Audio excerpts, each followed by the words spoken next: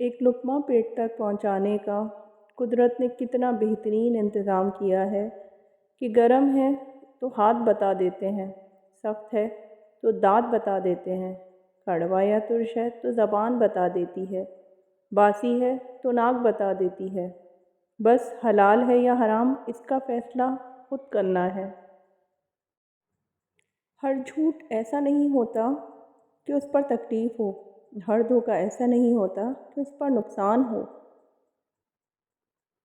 جب انسان ماں باپ کا خیال رکھنے والا بن جائے تو اس کو دعا مل جاتی ہے۔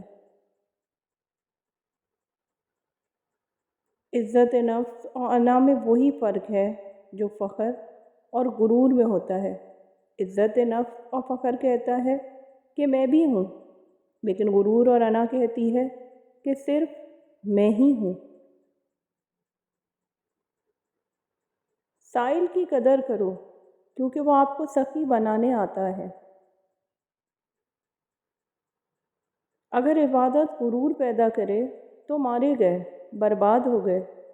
گناہ عاجزی پیدا کر جائے تو شکر ہے کہ بچ گئے۔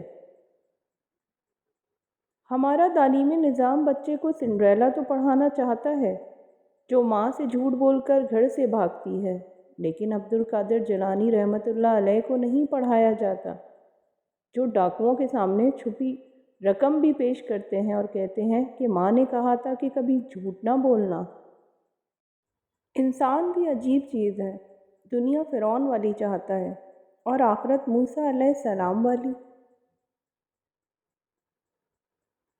دنیا اس سے زیادہ روشن نہیں ہو سکتی جتنی روشنی آپ کے اپنے اندر ہے، اور اپنے اندر روشنی اتنی ہی ہوتی ہے جتنا آپ کا اپنے خالق سے تعلق۔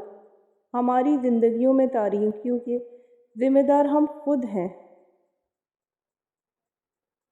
اپنی پریشانیوں کے لیے دوسروں پر الزام نہ لگائیں۔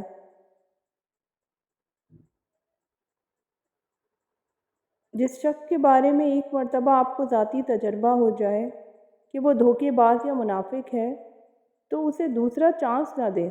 عموماً ایسے لوگ اپنی فطرت نہیں بدلتے۔ جب ہم اپنے سے بہتر بننے کی کوشش کرتے ہیں تو ہمارے آس پاس کی ہر چیز بھی بہتر ہو جاتی ہے۔ جب بھی آپ اپنے آپ کو اکثریت کی طرف پائیں تو یہی وقت ہے اپنی اصلاح کریں۔ اپنے ارد گرد فضول لوگوں کو آنے نہ دیں۔ وقت کم ہے اور زندگی میں مقابلہ سخت۔ ناکارہ، خود غرض، لالچی اور مفاد پرست لوگوں کو پہچانیں۔ لوگوں سے خوش اخلاقی سے پیش آئیں۔ اپنے اندر عاجزی پیدا کریں، وقت کی پابندی کریں۔ جس انسان کو اللہ نے آپ کے لیے چنا ہوگا اس میں یہ نشانی ہوگی کہ وہ آپ کے لیے سکون کا باعث ہوگا۔ سستی ختم کر دو جو آپ کو ہر کام سے روکتی ہے۔ جہاں دماغ بھوکا ہو وہاں بھرے ہوئے پیٹ کی قدر نہیں ہوتی۔